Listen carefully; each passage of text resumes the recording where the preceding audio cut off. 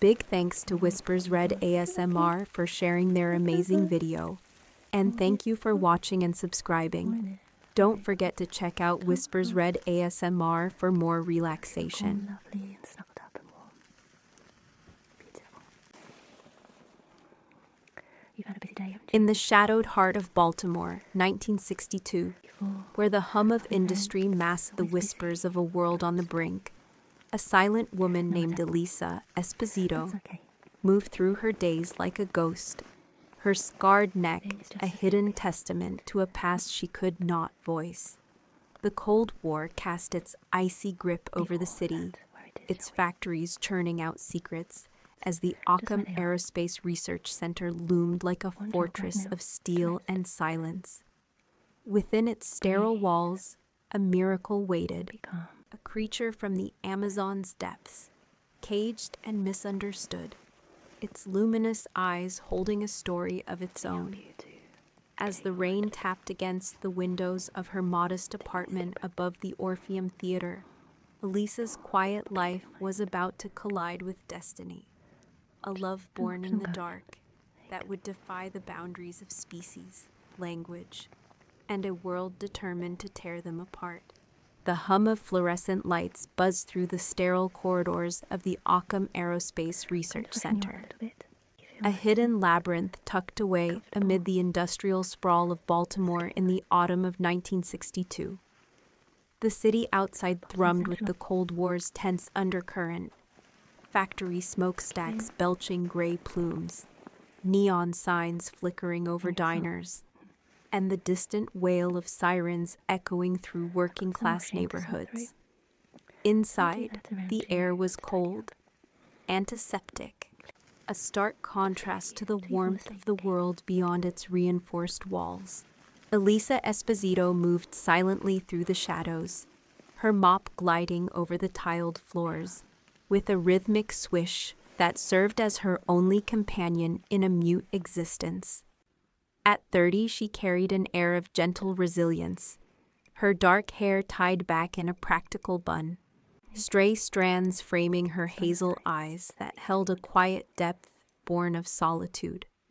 The scars on her neck, jagged, unexplained marks from a childhood abandoned at a riverbank, were hidden beneath a high-collared blouse, a secret she guarded with the same care she gave her modest life. Elisa's days were a quiet rhythm of survival. She lived in a small apartment above the Orpheum Theater, its walls thin enough to carry the muffled strains of old Hollywood films, Casablanca Singin' in the Rain, a soundtrack to her evenings. The bathroom faucet dripped incessantly, a metronome she'd grown to love, its sound filling the silence where words could not. Her mornings began with hard-boiled eggs, peeled with meticulous care, and a ritual of signing to herself in the mirror, "Good morning, Elisa," a habit to affirm her presence in a world that often overlooked her. Work at Occam was her lifeline, a night shift job that paid just enough to keep the landlord at bay, her hands calloused from mops and brooms. She worked alongside Zelda Fuller, her closest friend, a vibrant woman whose laughter cut through the facility's gloom like a beacon. Zelda, with her warm brown skin and a voice that carried stories of her husband, Brewster, a man prone to grumbling about bills, often filled their shifts with chatter. "Girl, you gotta get out more," Zelda teased one night, wiping down a lab bench. "Ain't no man gonna find you in this dungeon, and you with them pretty eyes." Elisa smiled, her hands signing a playful retort. "I like my dungeon, it's safe." Her fingers dancing with a grace that belied the weight of her isolation. Zelda chuckled, shaking her head. "Safe don't mean happy, honey." The routine shifted that week. A new security detail prowled the halls, their whispers laced with unease about a specimen locked in Lab A12. Richard Strickland, the project overseer, strode past with his smug grin, his missing fingers, lost to a tussle with the very creature he now controlled, clenched around a cattle prod. His presence was a cold shadow, his tailored suit and polished shoes a stark contrast to the grime of the facility. The Cold War's stakes loomed large. The specimen was a potential weapon against the Soviets, its capture a triumph of American ingenuity. Elisa and Zelda were ordered to clean Lab A12 after hours, a task usually reserved for higher clearance. "Stay out of trouble," Zelda warned, her eyes narrowing as Strickland barked orders. That man's trouble with a capital T. Inside Lab A12, the air was thick with antiseptic and a primal musk that made Elisa's skin prickle. The room was a fortress of steel and glass, dominated by a massive tank, its surface fogged with condensation. As she mopped, her eyes caught a movement, scaled, glistening, humanoid, yet otherworldly. The creature turned, its large luminous eyes meeting hers, a spark of recognition passing through the barrier. Her breath caught, her heart pounding in the silence, the mop slipping from her hands with a soft clatter. It was a being from the Amazon, its body a mosaic of green scales and webbed limbs, captured for study by a government desperate to unlock its secrets. Strickland's voice boomed from the corridor. "Keep it contained, damn it!" And Elisa ducked behind a cart, her mind reeling. Over the next few nights, she returned, drawn by an inexplicable pull she couldn't name. The creature responded, pressing a webbed hand to the glass, mirroring her own trembling fingers. She brought eggs, hard-boiled, her breakfast staple, slipping them through a slot, watching it eat with a gentleness that contradicted its fearsome form. Its eyes followed her, a silent gratitude that warmed her chest. Zelda noticed her distraction, her brow furrowing. "What you up to, girl? You've got that look again." Elisa signed nothing, just working, but her secret grew, a fragile bond forming in the dim light. One evening the routine shattered. Strickland entered, his prod crackling with electricity, and shocked the creature. Its roar echoed, a sound of pain and rage, blood staining the water red. Elisa's fists clenched, her empathy surging as she watched from the shadows, her breath shallow. She stole glances at its chart, labeled asset in cold typescript, noting its intelligence, its loneliness mirroring her own. At home, she sat by her faucet, the drip a steady pulse to her thoughts. This being, like her, was voiceless, caged by a world that didn't understand. A plan flickered, fragile but alive, as the city's neon lights reflected in her eyes, casting shadows on the walls of her small sanctuary. The next day she lingered longer, sketching the creature's form on a napkin, its elegant fins, its expressive eyes, tucking it into her pocket. Zelda caught her staring at the tank during a break. "You're gonna get yourself fired, or worse," she hissed. "What's so special about that thing?" Elisa signed, "It's alive, like us," her hands trembling. Zelda sighed, relenting. "Just be careful, girl. Strickland's got eyes everywhere." That night, as the lab emptied, Elisa approached the tank again. The creature tilted its head, its gaze softening. She pressed her hand to the glass, feeling a warmth through the cold surface, a connection beyond words. The clock ticked toward dawn, and she knew this was the beginning of friendship, of rebellion, of a love she couldn't yet name. The city slept outside, unaware of the silent encounter that would change everything. The nights at Occam Aerospace Research Center grew heavier with secrets, as Elisa Esposito found herself drawn deeper into the silent world of the creature behind the glass tank in Lab A12. The autumn chill of Baltimore, 1962, seeped through the facility's walls, the city's industrial hum a distant lullaby to her solitary existence. Her apartment above the Orpheum Theater felt more like a haven now, the drip of the bathroom faucet a rhythmic pulse that mirrored the beating of her heart. At 30, Elisa's life had been a quiet dance of routine, mopping floors, boiling eggs, signing to herself in the mirror, until the luminous eyes of the amphibious being ignited a spark she couldn't ignore. The scars on her neck, remnants of a forgotten past, seemed to pulse with a newfound purpose as she planned her nightly visits. Each evening, after Zelda Fuller's chatter faded and the lab emptied, Elisa slipped into Lab A12, her footsteps muffled by the thick soles of her work shoes. The creature awaited her, its scaled form shifting in the tank's murky water, its webbed hands pressing against the glass as if reaching for her. She brought eggs, peeling them with care, slipping them through the slot with a tenderness that surprised her. The creature ate delicately, its eyes never leaving hers, a silent communion that transcended language. She began to stay longer, sitting cross-legged on the cold floor, her hands signing stories, my day, my home, the rain, her fingers weaving tales it seemed to understand. Its responses were subtle, a tilt of its head, a ripple of water, but they filled the silence with meaning. Zelda noticed the change.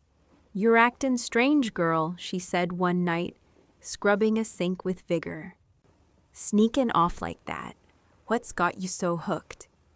Elisa signed, just curious, but her friend's sharp eyes narrowed.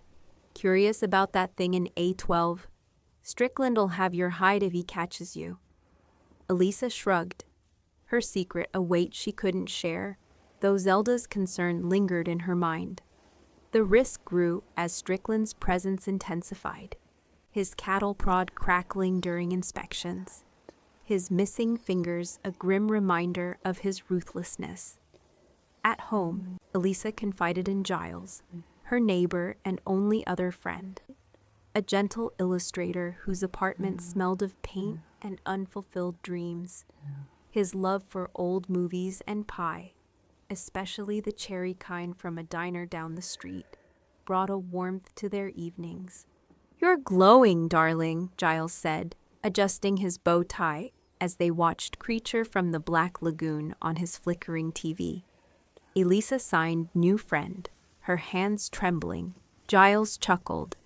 "A friend at Occam? Spill the tea." She hesitated, then sketched the creature, its fins, its eyes, on a napkin. Giles's smile faded. "That's no friend, Elisa. That's trouble." Despite the warning, Elisa's visits deepened. She brought a record player, playing soft jazz, Billie Holiday's velvety voice filling the lab, watching the creature sway faintly, its movements a dance of recognition. She signed songs, her hands mimicking the lyrics, and it responded with gentle splashes, a rhythm of its own. One night, she pressed her palm to the glass, and it mirrored her, its touch warm through the barrier. A jolt passed through her, not pain, but connection. A whisper in the dark that spoke of longing. Tears welled as she realized this being, like her, was an outsider, caged by a world that feared difference. The tension escalated when Strickland caught her lingering. "What are you doing here, mute?" he snarled, his prod inches from her face. Elisa froze, signing cleaning, her heart pounding. He smirked, his breath sour with coffee. "Stay away from my asset. Next time, you're out." The encounter left her shaken, but it fueled her resolve. She confided in Zelda, who relented with a sigh. "If you're gonna risk it, I'm in, but we need a plan." Giles joined the circle, his artistic mind spinning possibilities. "We could smuggle it out," he suggested, sketching a route through the facility. Elisa's eyes lit up, her hands signing yes, save him. The trio began plotting, late-night meetings over pie, whispered strategies in the theater's shadows. The creature's chart revealed its intelligence, its potential for communication, and Elisa felt a love growing, raw and unspoken. She dreamed of rivers, of freedom, the drip of her faucet now a call to action. One evening, as jazz played, the creature reached through the slot, its hand brushing hers. The touch was electric, a bond sealed in silence. Elisa's tears fell, mingling with the water on the floor, her heart aching with the weight of their shared isolation. Outside, the city slept, its neon lights casting a glow on the lab, unaware of the whispers in the dark that would soon ignite a rebellion. The air in Lab A12 grew thick with anticipation as Elisa Esposito's nightly visits to the amphibious creature deepened into a silent pact of trust and longing. The winter of 1962 settled over Baltimore, its icy winds rattling the windows of the Occam Aerospace Research Center, a stark contrast to the warmth blooming in Elisa's heart. Her apartment above the Orpheum Theater had transformed into a war room of sorts. The drip of her bathroom faucet, now a steady drumbeat to her thoughts of freedom. At 30, her life, once a quiet cycle of mopping and solitude, had ignited with purpose. Her scarred neck a badge of resilience as she plotted with Zelda Fuller and Giles. Each night, Elisa slipped into the lab, her hands trembling with eggs and a portable record player, the strains of Billie Holiday's jazz weaving a cocoon around her and the creature. Its luminous eyes followed her every move, its webbed hand pressing against the glass in a mirror to her own. She signed stories, the river, the stars, us, her fingers painting dreams of escape. And it responded with gentle ripples, a language of its own. The connection was palpable, a love that transcended species, born in the shadows of a world that sought to cage them both. She sketched its form on napkins, tucking them into her pocket, each drawing a testament to her growing resolve. Zelda, her steadfast ally, grew more involved despite her initial reluctance. "You're crazy, girl," she muttered one night, scrubbing a lab bench as Elisa signed, "We have to save him. Strickland'll skin us alive if he finds out."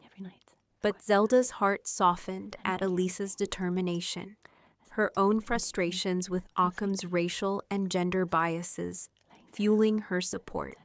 They met in the theater's basement, the hum of projectors overhead masking their whispers. Giles, with his gentle demeanor and artistic flair, joined them, his apartment a haven of pie and paint. "We need a route," he said, unrolling a facility blueprint stolen from a janitor's locker. "The loading docks are best shot, less guarded at 3 a.m. The plan took shape over weeks. Elisa mapped the lab's schedule, Strickland's inspections at 10 p.m., the guard shift change at 2 a.m. Her memory, a precise tool honed by years of observation. Zelda suggested sedating the guards with a concoction from her husband's medicine cabinet, a risky move that made her laugh nervously. "Brewster'll kill me if he finds out," she said, but her hands steadied as she mixed the powder. Giles sketched a harness to move the creature, his fingers trembling over the paper. "It's heavy, 200 pounds, maybe more. We'll need a van." The trio's bond strengthened, their late-night meetings a blend of strategy and camaraderie. Elisa brought eggs for the creature, signing soon, "We'll be free," her tears mingling with its splashes. One night it reached through the slot, its hand brushing hers, a jolt of warmth sealing their alliance. She dreamed of rivers, of a life beyond bars, the drip of her faucet now a call to action. Giles noticed her sketches, his voice soft. "You love him, don't you?" Elisa nodded, her hands signing yes, more than words. The danger loomed larger with Strickland's growing suspicion. His cattle prod crackled more frequently, his missing fingers a grim reminder of his encounters with the creature. "That mute's been hanging around too much," he growled to a guard, his eyes narrowing at Elisa's retreating figure. She felt his gaze, her heart pounding as she mopped faster, her secret a tight knot in her chest. One evening, he cornered her near the tank. "What are you hiding, huh?" he snarled, his prod inches from her face. Elisa signed cleaning, her hands steady despite the fear. He smirked, his breath sour. "I'm watching you." The threat lingered, pushing her to accelerate the plan. They tested the logistics in secret. Giles borrowed a friend's van, parking it near the loading dock under the guise of an art delivery. Zelda practiced slipping the sedative into coffee, her hands shaking as she mimicked a guard's routine. Elisa spent hours with the creature, teaching it to stay calm, her signs, quiet, trust me, met with its gentle nods. The lab's tension rose as rumors of Soviet spies circulated, Strickland's paranoia fueling tighter security. Yet the trio pressed on, their resolve hardening. One night, as jazz played, Elisa pressed her forehead to the glass, the creature mirroring her. A vision flashed, water, freedom, their hands entwined. And she knew this was right. Zelda brought news of a guard's illness, thinning the night shift. Giles finalized the harness, his sketches now a roadmap. The plan was set. Sedate the guards, move the creature at 3 a.m., and vanish into the night. Elisa's heart raced, her love a beacon in the dark, as the city's neon lights cast shadows over their daring rebellion. The plan to liberate the amphibious creature from Lab A12 had crystallized into a daring mission, the weight of it pressing on Elisa Esposito's shoulders as the winter of 1962 tightened its grip on Baltimore. The Occam Aerospace Research Center buzzed with heightened security, its sterile corridors a maze of tension amid the Cold War's shadow. Elisa's apartment above the Orpheum Theater had become a sanctuary of whispered strategies. The drip of her bathroom faucet a relentless countdown to the night of escape. At 30, her life, once a silent loop of mopping and solitude, now pulsed with purpose, her scarred neck a silent testament to her resilience as she prepared to defy the world. The night of the rescue arrived, a frigid Tuesday with a moonless sky cloaking the city in darkness. Elisa, Zelda Fuller, and Giles had rehearsed every step, sedating the guards, maneuvering the creature, vanishing into the night. The lab schedule was etched in Elisa's mind. Strickland's final inspection at 10 p.m., the guard shift change at 2 a.m., and a brief window at 3 a.m. when the loading dock was least watched. Her heart raced as she packed a bag, eggs, a blanket, the harness Giles had crafted, her hands trembling with a mix of fear and determination. At 9 p.m., Zelda slipped into the break room, her hands steady as she laced the guard's coffee with the sedative from Brewster's cabinet. "Lord, forgive me," she muttered, her laughter nervous as she stirred. The guards, two burly men named Harris and Doyle, sipped their drinks, oblivious, their chatter fading into yawns by 11 p.m. Elisa watched from the shadows, her breath shallow, signaling Zelda with a nod. Giles waited outside, the borrowed van idling near the dock, its engine a low growl beneath the city's hum. Inside Lab A12, the creature sensed the shift, its luminous eyes fixed on Elisa as she approached the tank. She signed tonight, "We go," her fingers trembling, and it nodded, a ripple of water acknowledging her. The harness, a web of straps and pulleys, was tricky. Giles had estimated 200 pounds, but the creature's wet weight made it heavier. Elisa climbed a ladder, looping the straps around its torso, her hands brushing its scales. a jolt of warmth passing between them. It stayed calm, its trust in her a silent bond. The tank's lid creaked open, water spilling onto the floor, and she lowered it into the harness, her muscles straining. The first hurdle came at 2:30 a.m. Harris slumped over his desk, but Doyle stirred, his hand reaching for the radio. Zelda acted fast, knocking the cup from his hand with a feigned stumble. "Clumsy me," she exclaimed, her voice shrill. Doyle grumbled, his eyelids drooping and collapsed, the sedative taking hold. Elisa's heart pounded, her hands slick with sweat as she and Zelda dragged the creature toward the door, its weight pulling at the straps.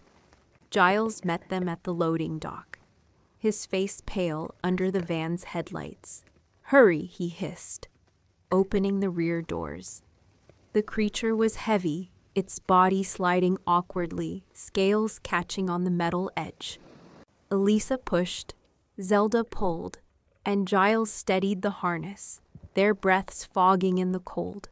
A guard's flashlight swept the perimeter, and they froze, the beam missing them by inches. The van's door slammed shut, a muffled thud that echoed in their ears. The drive was a tense blur, the city's neon lights streaking past as Giles navigated back streets, his hands tight on the wheel. Elisa sat with the creature, wrapping it in the blanket, its breathing ragged but steady. Zelda clutched the dashboard, muttering prayers. "We ain't out yet," she warned. Strickland's voice crackled over the radio Giles had tapped. "Assets gone. Lock down the facility," a siren's wail rising in the distance. They veered toward Giles's canal house, a rickety refuge by the water, the plane's next phase unfolding. At the canal, they unloaded the creature, its body heavy on the damp grass. Elisa filled a bathtub with salt water, her hands shaking as she guided it in, its gills flaring with relief. The water lapped gently, a contrast to the chaos outside. Giles patched a tear in the harness, his voice low. "Strickland won't stop. He's got the military on this." Zelda nodded, her eyes wide. "We need to get it to a river, fast." The respite was short-lived. Headlights pierced the darkness, Strickland's Cadillac roaring up the lane. "You're dead," he shouted, his prod crackling as he stormed toward them. Elisa pushed the creature deeper into the tub, her body shielding it. Zelda grabbed a broom, swinging it wildly, while Giles threw paint cans, the clatter a desperate defense. Strickland lunged, his hand closing on Elisa's arm, but the creature roared, its claws slashing through the air, forcing him back. Blood stained the grass, his, not theirs, and he retreated, cursing, the sound of sirens growing louder. They fled, the van lurching toward a nearby river, the creature's weight a constant pull. Elisa signed hold on, her tears mixing with the salt water on its scales. The river loomed ahead, its current a promise of freedom, but the night held more dangers, their escape hanging by a thread as the city's pursuit closed in. The river's edge shimmered under the stormy sky of early 1963, a fragile sanctuary for Elisa Esposito and the amphibious creature as they paused in their flight from the Occam Aerospace Research Center. The canal house, with its peeling paint and creaking floors, had become a temporary haven, its bathtub a makeshift cradle for the creature's scaled form.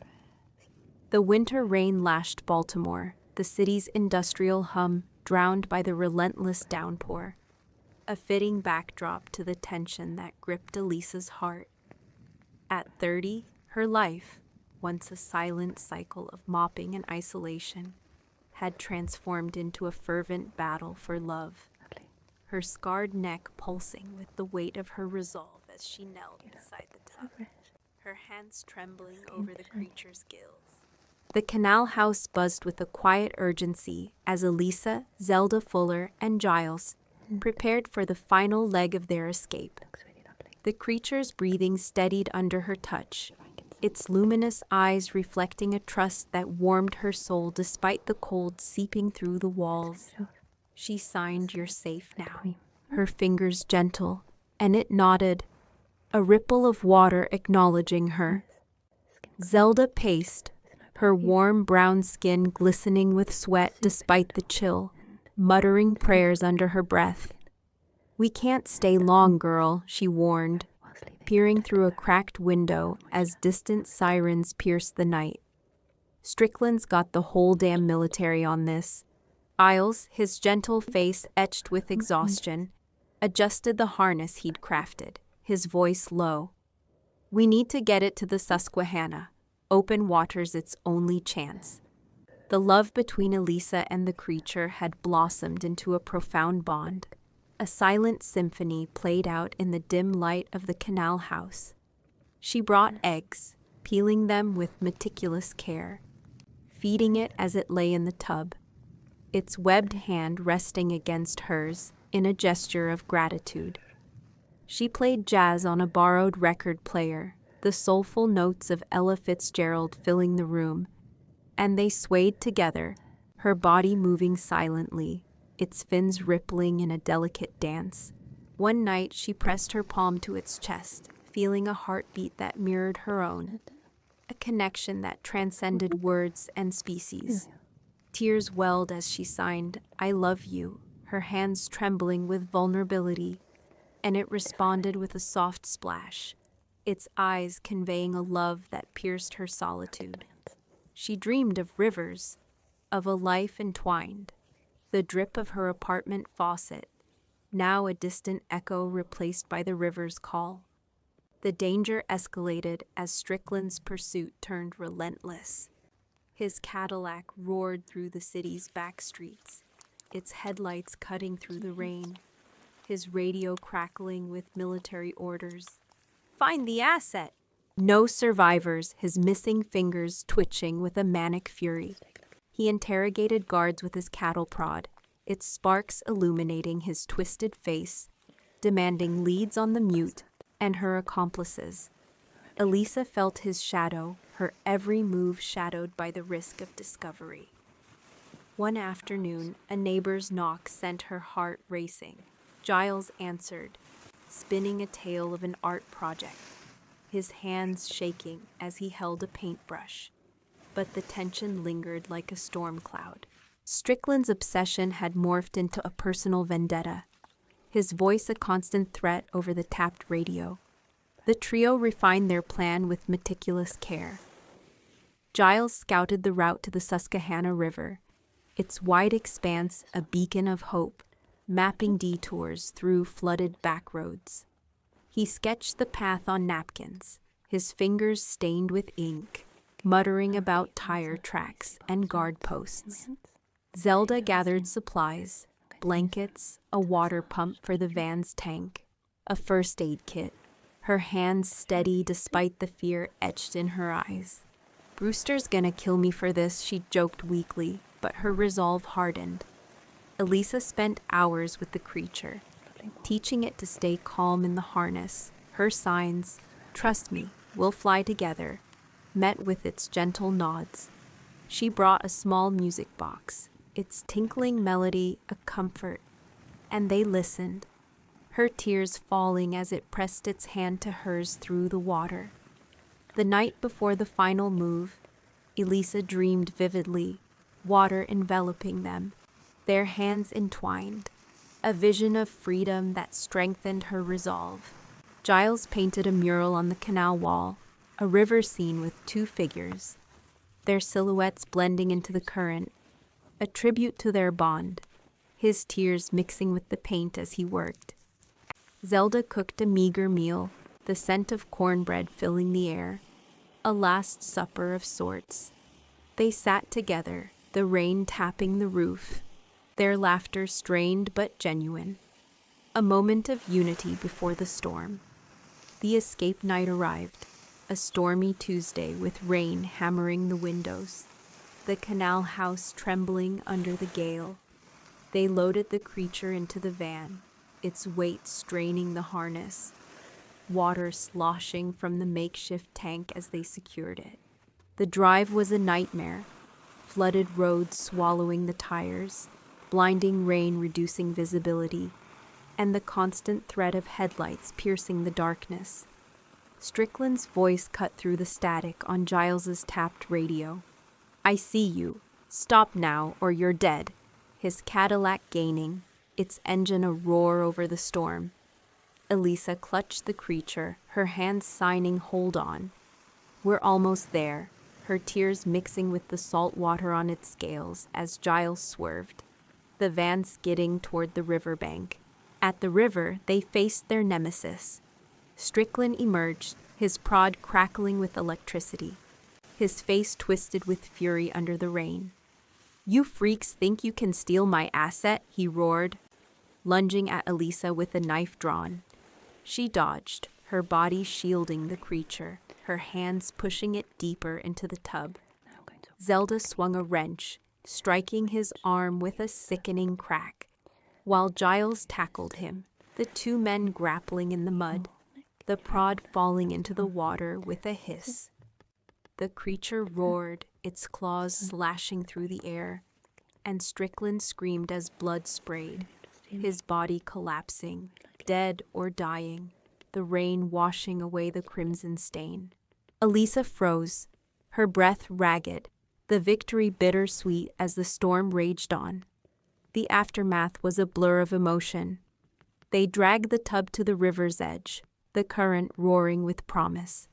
Elisa signed go, be free, her tears streaming, her heart breaking yet full. The creature hesitated, its hand brushing hers one last time, its eyes holding hers in a final, silent goodbye. With a gentle push, it slipped into the water, its form vanishing into the depths, the river swallowing its freedom. Elisa collapsed, her sobs lost in the rain, Zelda and Giles pulling her back as the van retreated, the sound of pursuit fading into the night. The storm subsided, leaving a quiet that carried their love's triumph, a love against all odds, etched into the water's memory.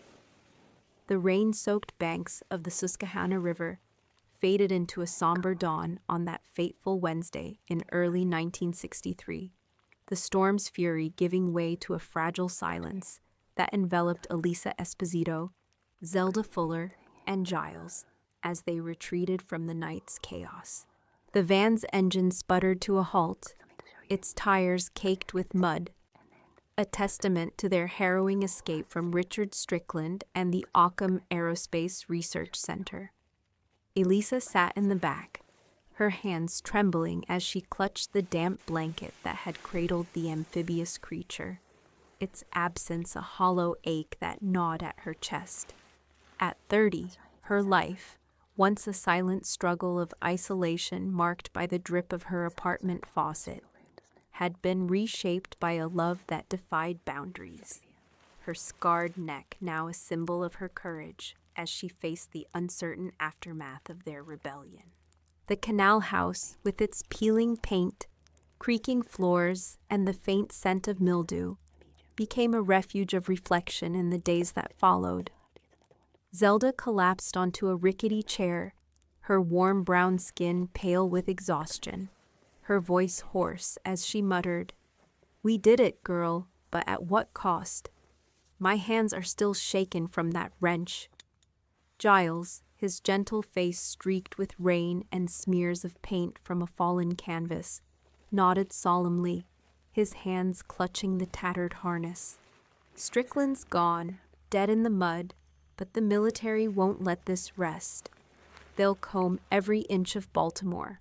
Elisa signed, "He's free," her fingers trembling with a mix of triumph and grief, tears streaming down her face as she replayed the creature's final nod, its webbed hand brushing hers before it vanished into the river's depths.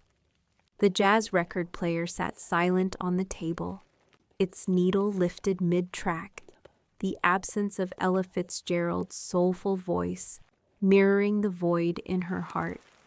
The days that followed were a blur of hiding and healing, a fragile interlude before the inevitable pursuit. They abandoned the van in a deserted alley, scattering to avoid detection, meeting in secret at Giles' apartment above the theater. The space, with its cluttered easels and the lingering aroma of cherry pie from a diner down the street, offered a semblance of normalcy. Giles baked tirelessly, the oven's warmth a counterpoint to the cold fear in their bones, offering pie slices that Elisa ate mechanically, her taste buds dulled by sorrow.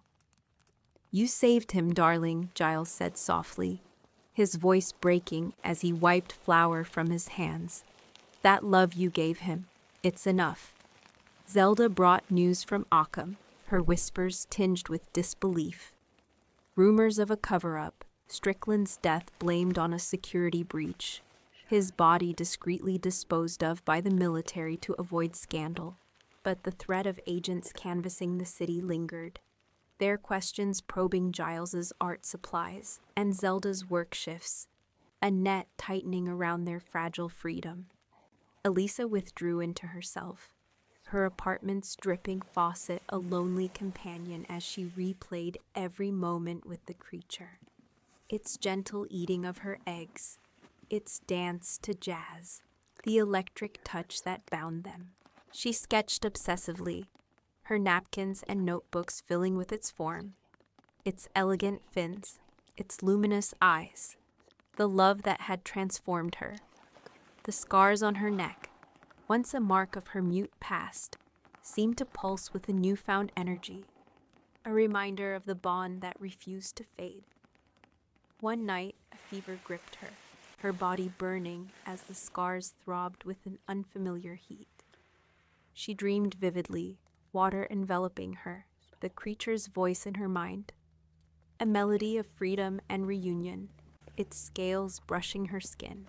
Giles found her delirious, her hands signing in her sleep, "Come back, I need you," and rushed her to a doctor who dismissed it as stress, prescribing rest she couldn't take. The visions persisted, her skin tingling, her breath shallow, and the next morning she noticed a faint shimmer on her neck, the scars softening into a pattern of scales. Zelda and Giles grew alarmed as the changes accelerated. Her voice, long silent since childhood, emerged as a soft hum, a sound that startled them in the quiet of Giles's apartment. "Elisa, what's happening to you?" Zelda gasped, her eyes wide with awe and fear, her hands reaching out. Giles examined her neck, his fingers tracing the emerging scales where scars once lay, his voice a whisper. "It's him, isn't it? He's marked you. His love's changing you." The realization dawned with a mix of wonder and terror. Their bond had woven a miracle, the creature's essence merging with her through their shared isolation. She tested her new voice, a tentative "hello," her tears falling as she embraced her friends, the sound a bridge to a world she'd never known. They sat together, the hum of her voice blending with the rain outside, a moment of unity amid the storm. The military's search intensified, agents knocking on doors, their questions sharp and unrelenting. They fled to a secluded cabin by the Chesapeake Bay, a rickety structure surrounded by marshland, the river's distant call a pull Elisa couldn't ignore. The journey was fraught, hiding in the van's trunk, dodging patrols, the weight of their secret a constant burden. At the cabin, Elisa spent hours by the water, her hum blending with the waves, her body adapting in ways that defied science. Gills formed along her neck, her legs weakened, and scales spread across her skin. A transformation both beautiful and terrifying. Zelda cooked meager meals, cornbread and fish from the bay, her hands shaking as she watched. "You're turnin' into him, ain't you?" she asked, her voice thick with emotion. Elisa signed yes, to be with him, her love a beacon, her new voice a soft echo of the river. Giles documented the change, his sketches filling a journal, her hands webbing, her eyes deepening with an aquatic gleam. "You're becoming part of his world," he said, his tears falling. They reminisced, her first egg offering, the jazz dances, the escape's chaos. Each memory a thread in their tapestry of love. One stormy night, the transformation peaked. Her legs fused into a tail. Scales covered her body, and she slipped into the bay, the water embracing her like a lover's arms. The cold enveloped her, but it was home. She saw him, his form shimmering in the depths, his eyes welcoming her with a love that transcended time. They swam together, their hands entwined, a dance of reunion, her hum merging with his song. She signed forever, her voice a melody in the current, and he nodded, their love complete. On the shore, Zelda and Giles watched, tears streaming down their faces, the cabin a silent witness to her departure. They returned to Baltimore weeks later, the city unaware of the miracle. Giles painted a new mural on the theater wall, two figures in the water, their silhouettes eternal, a tribute to her journey. Zelda spoke of Elisa with pride, her voice steady at community gatherings. A letter arrived, unsigned, with a sketch of her new form, scales glinting, eyes radiant, a final gift that brought tears and smiles. Elisa lived on in the depths, her love a legend, the river carrying their story to the sea. A whisper of hope in a world of silence.